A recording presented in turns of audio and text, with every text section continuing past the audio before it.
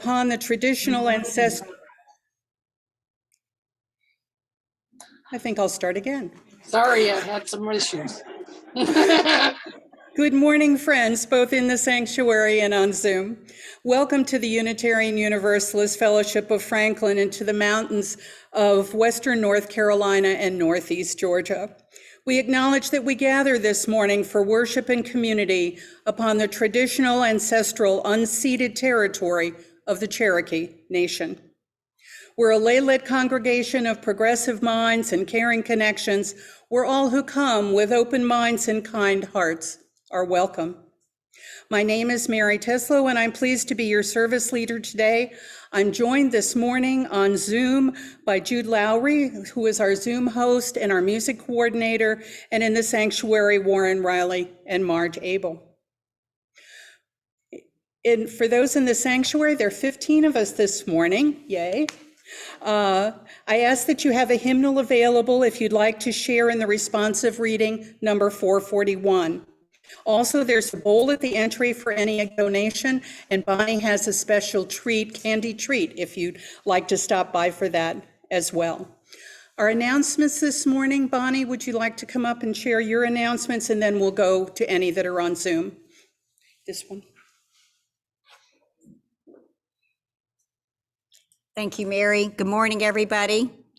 I wanted to say that following our service today, I know we're not really having a social time per se, but if anyone is willing or would like to join me to go to lunch somewhere, hopefully outdoor seating, that's still my preference if it's not raining, to stay as long or short as you'd like, you're welcome to join me. So I'm gonna probably stand in the foyer here about 15 minutes after the service is over to be able to do that. And the second announcement I have is I would like us to really have a membership committee, friends and members. And so I'm soliciting one or two teammates that we can meet sometimes and just talk about ideas for increasing the care we have for members and to help grow our numbers, because our vision is to have a thriving UU fellowship. And it's been very difficult over the last couple of years to carry that mission forward with all the challenges everyone has had. So if you're thinking about that, please get in touch with me by email, and I'll probably put an announcement in the View. So thank you. Thank you, Mary. Jude, do we have any announcements on Zoom? Have an announcement?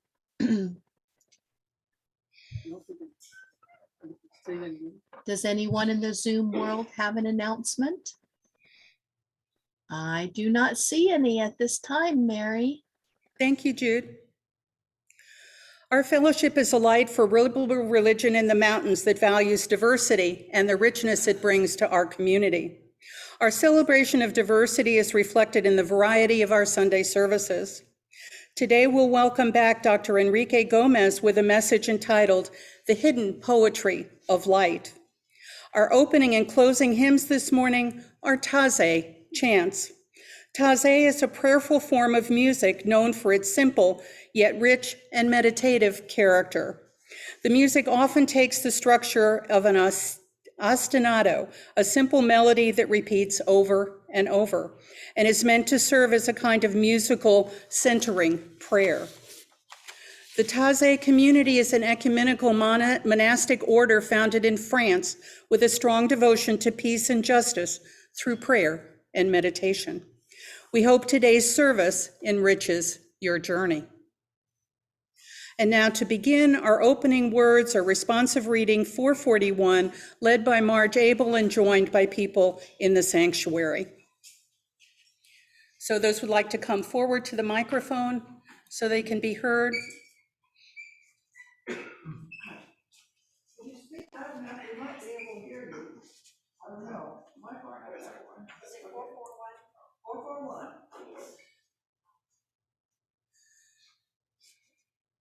To worship is to stand in awe under a heaven of stars, before a flower, a leaf in sunlight, or a grain of sand. Or a trillium I just saw. To worship is to be silent, receptive, To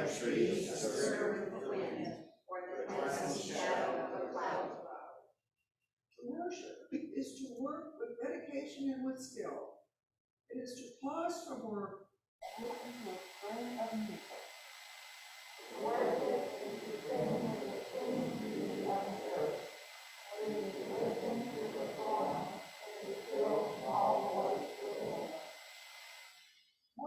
is a loneliness seeking community. It is a thirsty land crying out for rain.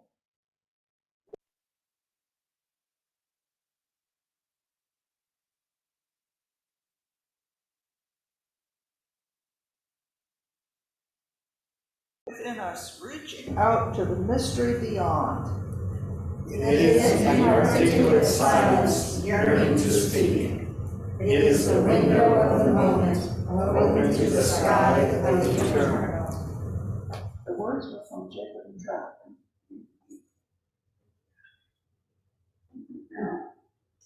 Thank you, Marge, and everyone. Let us hold a quiet moment now as we light our chalice.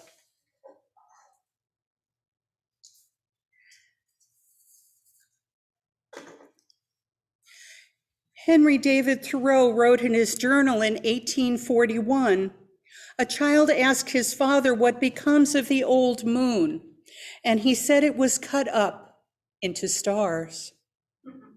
Consider the light, light out of darkness, light begets light. The light which the God of Genesis brought out of the darkness is the light that became our world. Our sun's light reflecting off our moon is eclipsed, but then returns to us as our earth quietly moves out of its way. In our current scientific understanding of the origins of the universe, the light of everything that has exploded from the not quite nothing is the light that became the maybe everything of which we are barely a part. This light we kindle here will become a light for each of us to carry forth as we find our way through the shadows on our path. Let us be grateful for the light in our lives, even as we honor the dark from which the light comes. Our opening Taizé chant, Within Our Darkest Night, is from the UU Congregation of Santa Monica.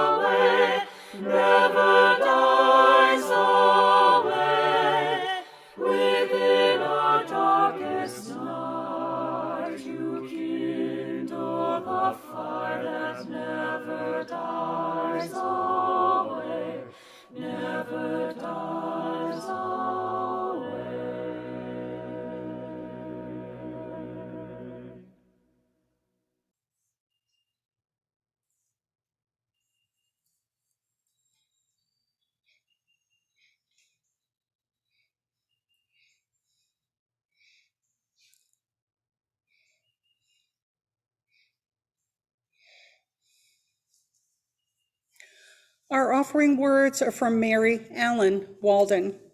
This fellowship is a community of ourselves. Its energy and resources are our energy and resources. Its wealth is what we share.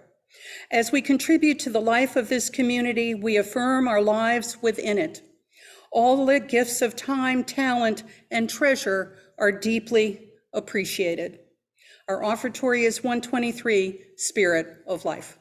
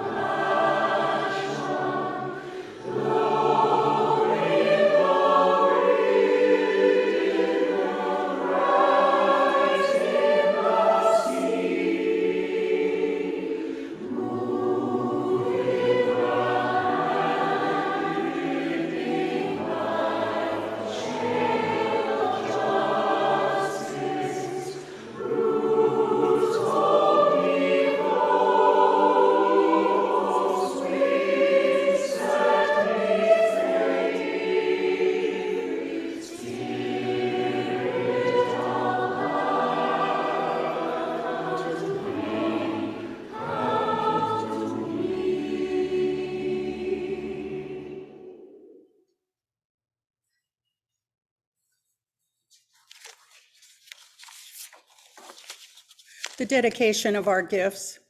Gifts given in love and hope continue a cycle of love and hope. We are delighted to welcome back our friend Dr. Enrique Gómez this morning. Dr. Enrique Alberto Gómez teaches physics and astronomy at Western Carolina University.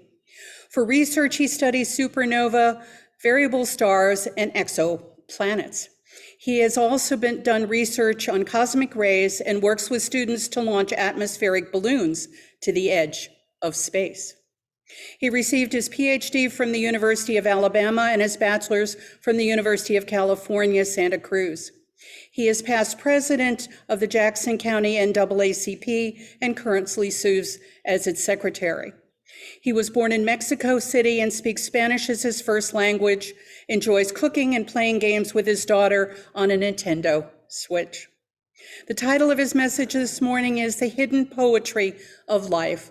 Please join me in welcoming back Dr. Enrique Gómez.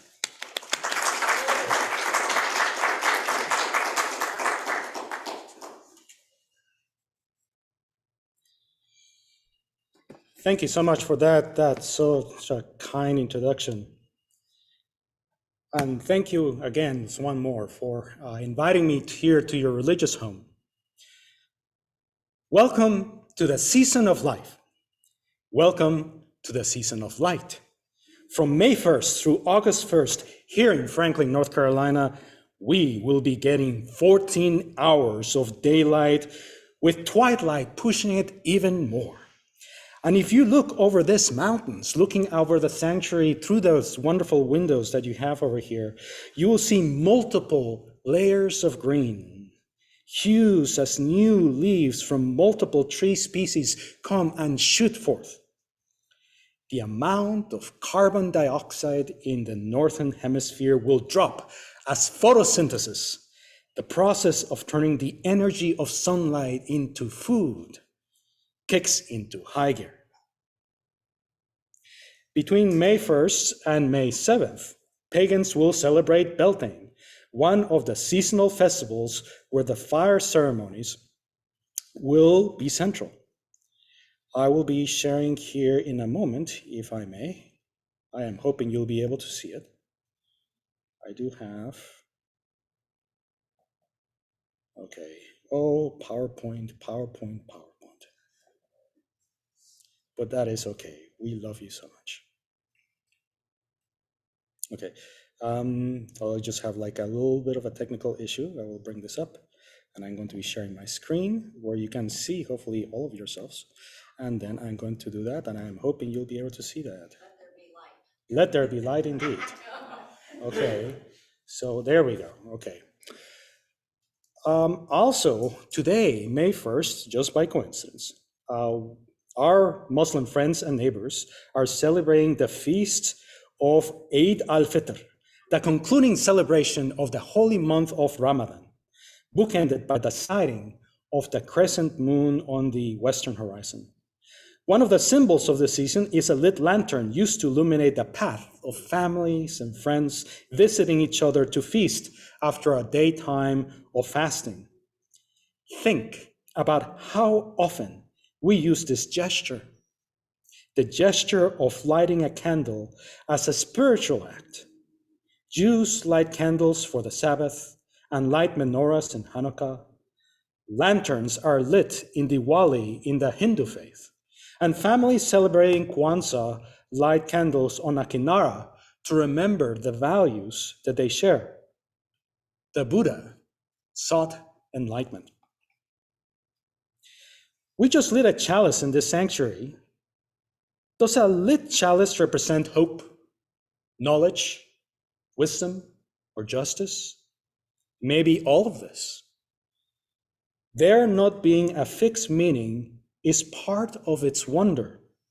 For me, lighting the chalice invokes the tender memories of hundreds of times that I have visited in community in UU congregations all over the United States. In the West, we speak of a period in the 1800s called the Enlightenment, with scientific figures like Newton and Bacon, here represented in a painting that seems to show up in just about every single textbook in physics that I've ever come across. And here you see him heroically holding a prism, breaking up light into its constituent colors in front of a telescope that he invented, the Newtonian telescope, a design that I use on a regular basis. In the background, you have the light of the moon, the tidal forces that keep it together, gravity, and the universal law of gravitation for which he is responsible. That image of the heroic scientist, so central to so many of the thinkers at the time, philosophers and political thinkers like Rousseau and Voltaire, stressing the importance of reason, disciplined mathematical thinking, material and logical positivist explanation of the world over tradition, superstition, and ignorance. The impetus is still with us today and animates liberal religious traditions in the humanist values that are shared in this religious community. As a guiding metaphor of the Enlightenment, reason is allegorically represented as a light beam in many academic neoclassical paintings. And here I'm showing you a painting of David, of Antoine Laurent and Marie and Lavoisier, the discoverer of oxygen as well as much of modern chemistry, looking through a beam and being this heroic moment of essentially of discovery. This is the image that we have from this period in time. Right, here's another picture of David, also of that moment in which Socrates takes in the poisoned hemlock, his punishment, what he accepted in self-exile for poisoning the minds of youth. And here he is in the light, and everybody else except Plato anachronistically looking upon himself. And he is urging everybody to look at the light, or maybe the light of reason, and everybody else is in distress or blinded by the light or blinding by the logic in which he accepts this heroic pose. And boy, Socrates seems to be working out, or probably bench pressing right before he takes that hemlock. Dear Lord. Okay. So there are many different types of light, of course. This metaphor of light as reason, of course, is faulty. There are many different types of light, more light than we can perceive in our eyes, extending from the radio and infrared and through ultraviolet X-rays and gamma rays. A windowless, warm room with all the light switches off could actually have more light than a very bright lit but cold room, if you wanted to think in those terms. Likewise, we recognize the many ways of knowledge that the world, from all the world's cultures that are present, without having to reject the insight of science. Today, I invite you to go deeper into the phenomenon of light, both its symbol and its science, and to contemplate the mysteries of light. I am interested in all the ways that light is medicine. The complexity of light that exists beyond our immediate awareness is the hidden poetry of light that I want to talk to you today. I am a professional astronomer, so I must understand something about light's nature and how it informs our view of the universe. I also feel a calling to share it with those around me. And I have led many dozens of public telescope viewings in my career, just like I'm showing you on the screen right now, where I invite people from the community to come in and look at telescopes for free. And one of my favorite things is to visit retirement communities, where I am invited to provide enrichment to their senior residents. When I do, I have to gently guide them to the telescope and to teach them how to look through one, because in their whole lives, for many of them, they have never looked through a telescope before.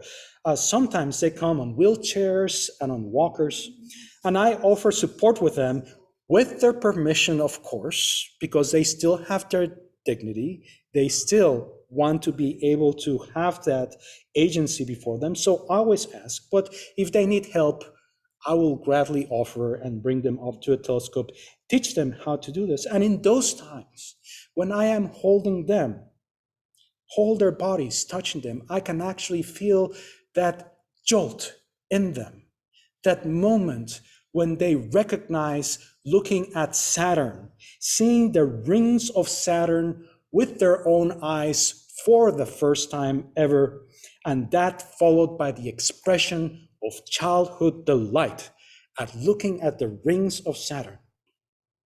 And after I'll get lots of hugs. Consensual hugs, let me stress. As they tell me that they cannot wait to tell their great-grandchildren what they saw. Because see, their great-grandchildren may actually one day visit the Saturn system, or maybe will be their great-grandchildren. But the point is that she saw it with her own eyes first. I have discovered that when we walk under the light of the stars, we find healing. Away from our pixelated screens, we discover that light from the stars and planets through the telescope has a richness that a digital image or a glossy page cannot convey. And this richly sensuous quality of light is a beacon unto itself.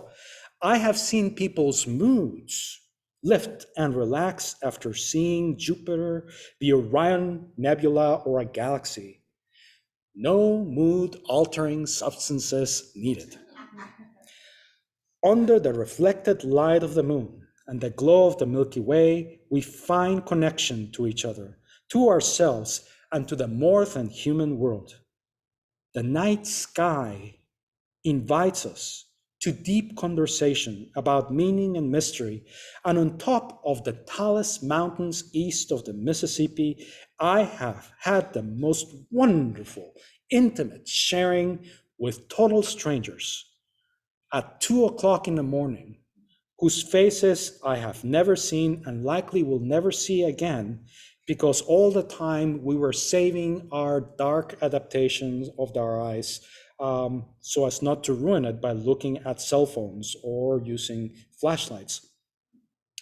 I do not need to attribute any mystical qualities of light to know from experience that light, the light of the stars, is indeed medicine. There are many ways in which light is medicine.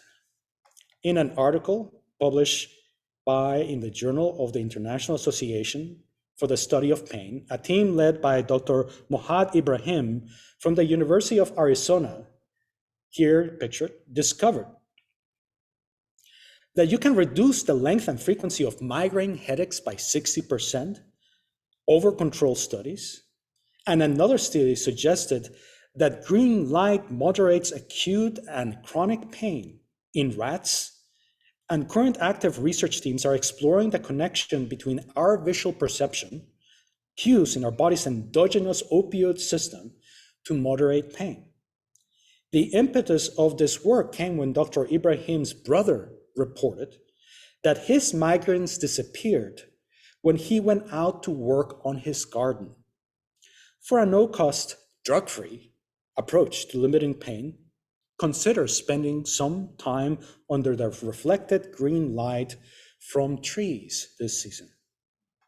But after hearing this, are you skeptical of this claim? Then you're a true inheritor of the Enlightenment. Good Unitarian Universalist you are, probably with multiple college degrees. Yes, okay, it is worthwhile, for instance, to be at least a little bit skeptical. And as a scientist, I do have to warn you that this is an evolving science, and it's reasonable to question practices that promise health results but require investment in hundreds, if not thousands of dollars in equipment and light therapy sessions administered by people without any medical degrees. This we know. There are multiple ways in which our body interacts with light, far more than what is perceived by the images in our retina. There are non-image forming optic pathways in the form of intrinsically photosynthesis retinal ganglion cells in the back of our retina, which are implicated in hormonal regulation of our circadian rhythm, sleep cycles, mood, and learning. For decades, licensed therapists have prescribed blue light emission sources targeting these cells at various times of the day to treat seasonal affective disorder. What is true also is that we live now in a fundamentally different artificial light environment than we did just a few decades ago. We stare at screens and screen panels and smartphones very late into the night. Screens that emit the same blue light that our bodies rely on as a hormone-triggering signal for daytime activities. This often replicates the spectrum of light sources at a temperature of about 5,000 degrees Kelvin. That's not the temperature of candlelight or most incandescent light bulbs for that matter. There may be a correlation between this increase and the rise of sleep and mood disorders, particularly in the young, but we don't know yet for certain. And at the very least, limiting our evening screen time and replicating the light environment in which we evolve, including limiting light exposure after sunset and imitating the thermal light sources such as candles or incandescent light glowing at 3,000 degrees Kelvin or less, if not help us, at the very least, will do no harm. I am also concerned about the impact of this new artificial light environment outdoors in the non-human world.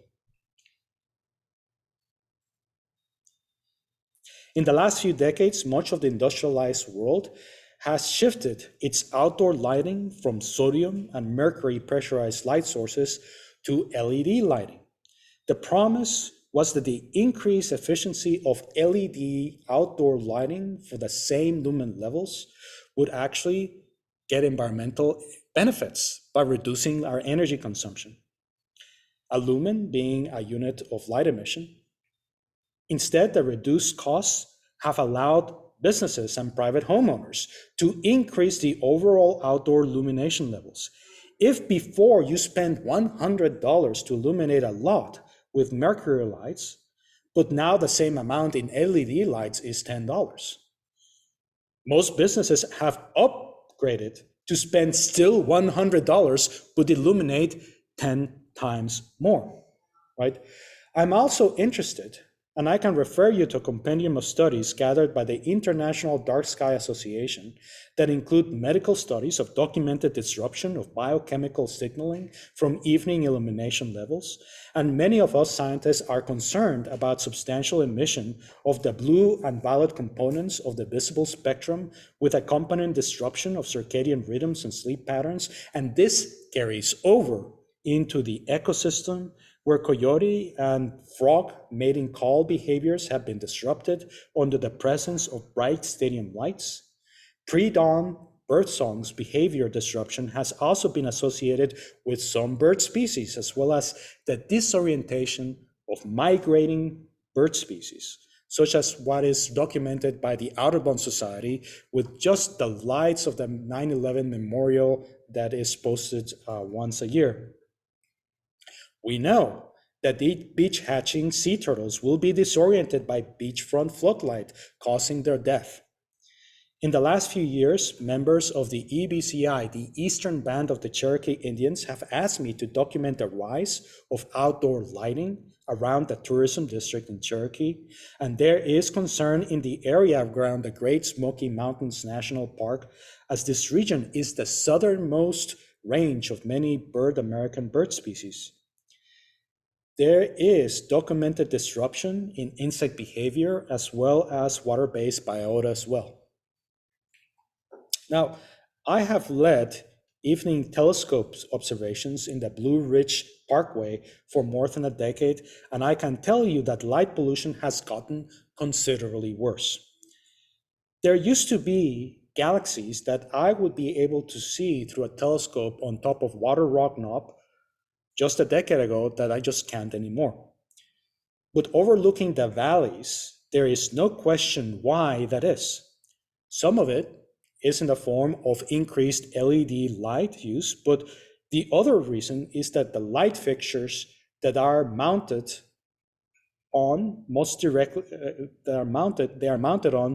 direct most of the light upwards to the atmosphere in the direction where there is no benefit for illumination.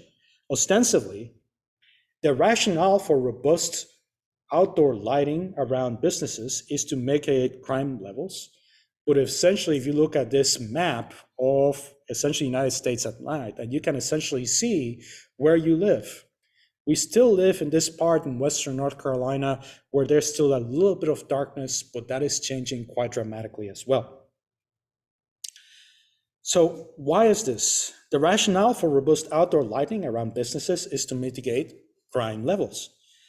However, a study of crime in England in 2015 strongly indicates that crime increases when outdoor illumination increases, as perpetrators can better assess the contingencies around their victims.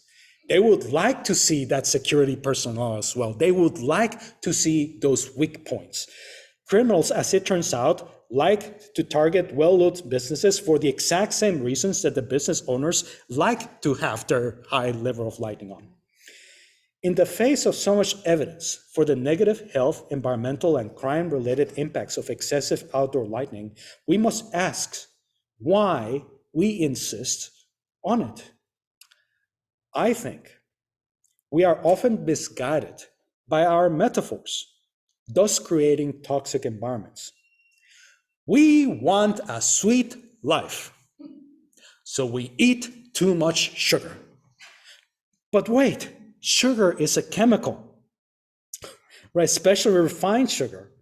Our dependence on this sugary fetish for a sensory rush is keeping us from really asking what makes life really worth living.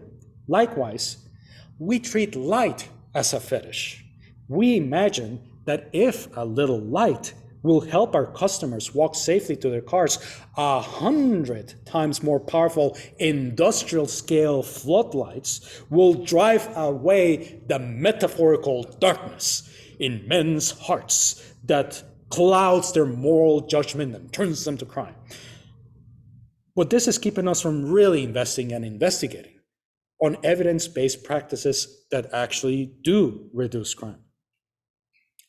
There are things that we can all do to reduce light, and just to give you sort of like an effect of this, I am showing you a graph what was called the Bortle scale. The Bortle scale tells you the level of illumination that you can actually experience for the same level of light for the best possible night sky that you can see for astronomical enjudgment 1. You can actually see the summer Milky Way. You can see down to magnitude 6. You can see stars in the Little Dipper that you typically do. But with each increased number, you see less and less until you reach level 9, where you are lucky if you can see only 1 star or 2 up in the sky. Around here, I cannot find any border level 1 skies, right? 3 or 4 is the best I can possibly hope for. There are things that we can all do to reduce the wasted energy and mitigate environmental health issues of light pollution.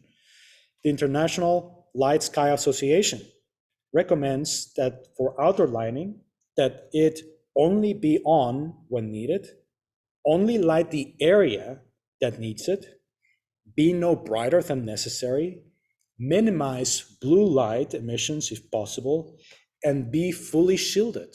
And fully shielded doesn't mean completely cover it with black, right? But actually orient it so the light is pointing directly down, right? So here in the left, I am showing you things that are troublesome, light fixtures that have any kind of angle where light could be scattered up, right? Or just in every single direction. Whereas light fixtures that are helpful orient all of their light down, which is what you want anyway. What point is there to light up the atmosphere? Light pollution is also keeping me and many colleagues from doing the science and teaching of astronomy that I would like to do. It would not make sense for me to ask for money to build an observatory for professional research. The sky is not really there. I have my students send observation requests to observatories in Australia and Chile and South Africa and Hawaii, which is wonderful, but I would really like to be able for them to reliably use a telescope they could actually touch. Mostly, I miss being able to share more of the sky with the public. With more urban expansion, we see more of the light of the stars drowned under the glare of city lights. I suspect most of us would be gentler with light if we had a richer understanding of it. Turns out that within light, there's a powerful poetic form and a mystery that shakes our understanding of the nature of space and time. This week, my students and I observed a recently discovered supernova in a galaxy in the constellation Virgo called NGC 4647.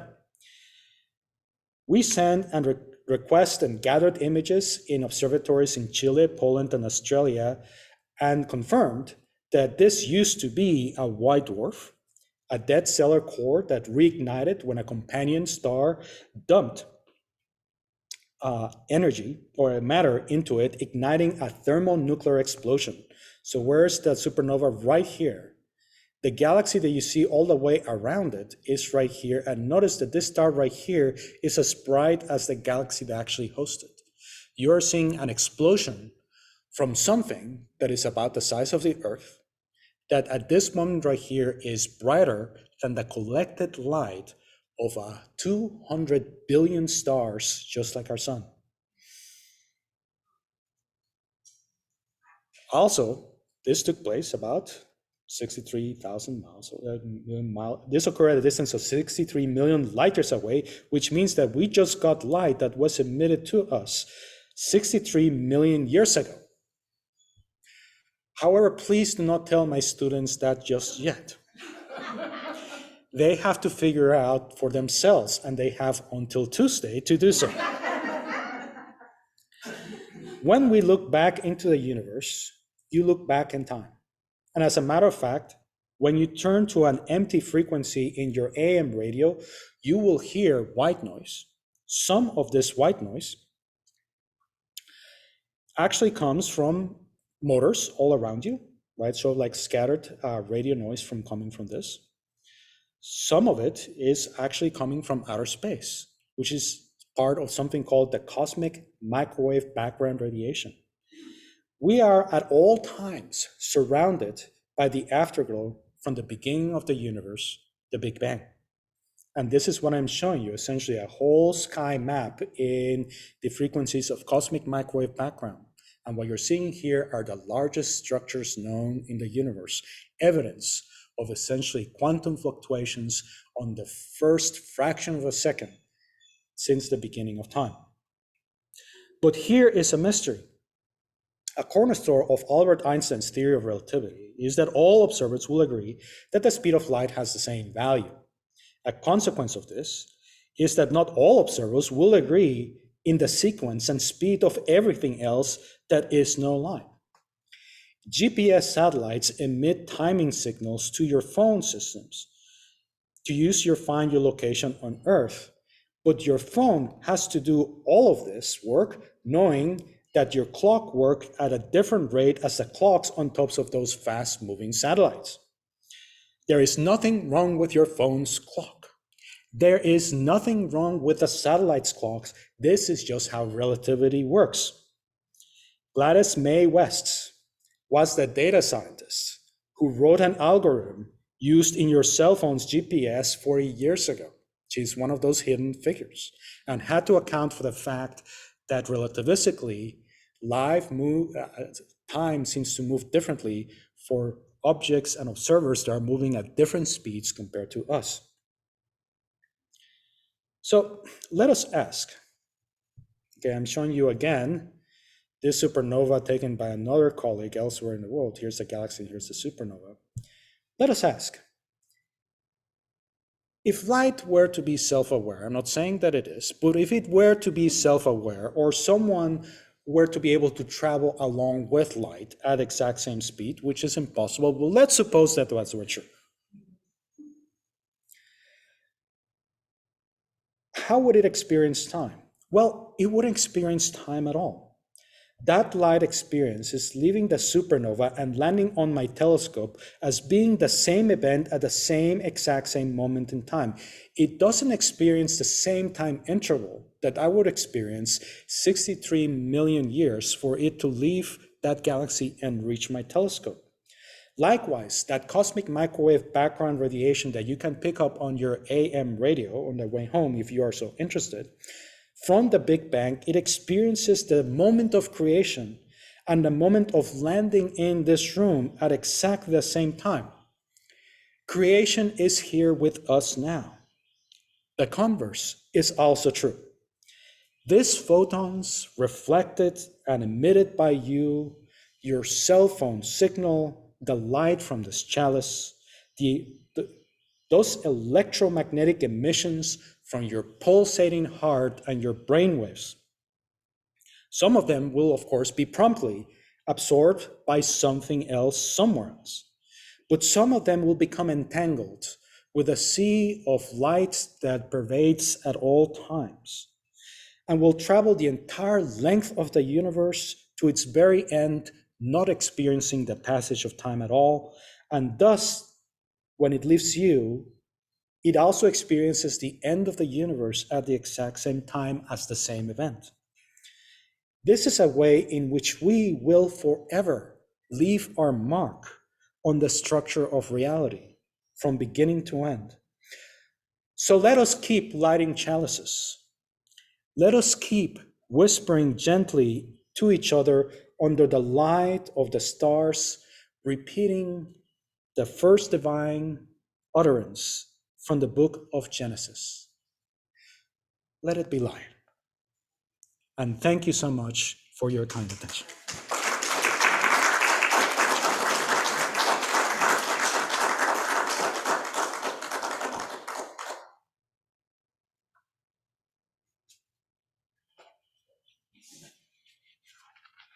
Enrique, thank you so much for the many blessings of your message.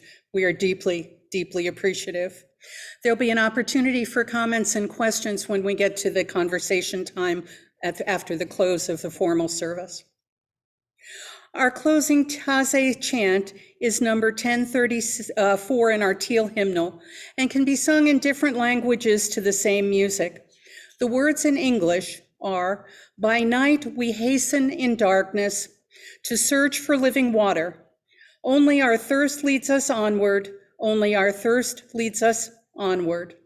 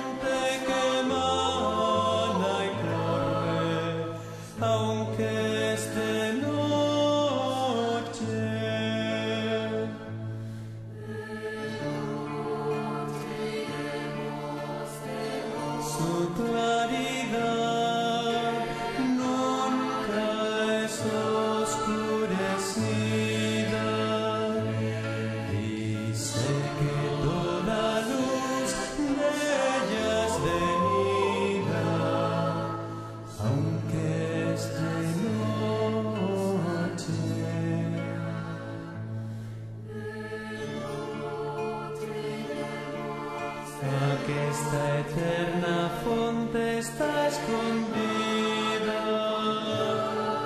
en este vivo pan por darnos vida, aunque es de noche.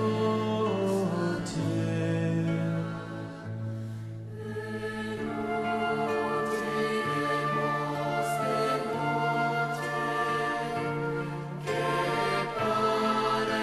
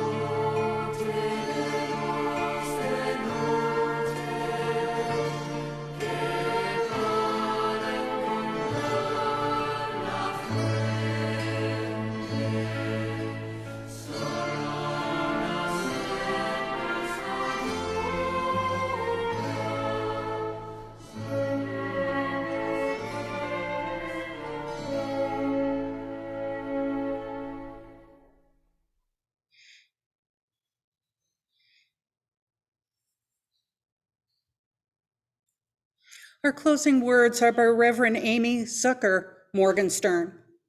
Blessed is the dark in which our dreams stir and are revealed. Blessed is the dark of earth where seeds come to life.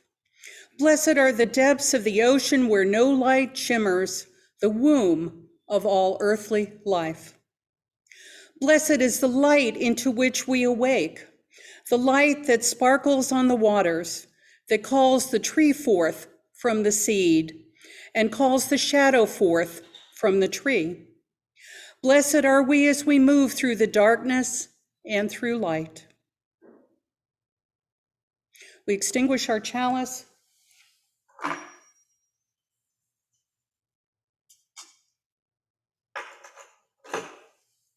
May we know once again that we are not isolated beings, but connected in mystery and miracle to the universe, to this community, and to each other. Our closing circle and covenant. When we're together, we circle round our sanctuary and join hands for our closing circle and covenant. For now, those in the sanctuary may choose to join hands where they're seated, and those on Zoom we will join you in spirit as we recite our covenant together. Love is the spirit of this fellowship, and community is its goal. This is our great covenant, to dwell together in peace, to seek the truth in love, and to help one another. So may it be. We now finish our recording and pause to move to Joys and Concerns and Community Conversation Time, hosted by our membership chair, Bonnie Gramlich.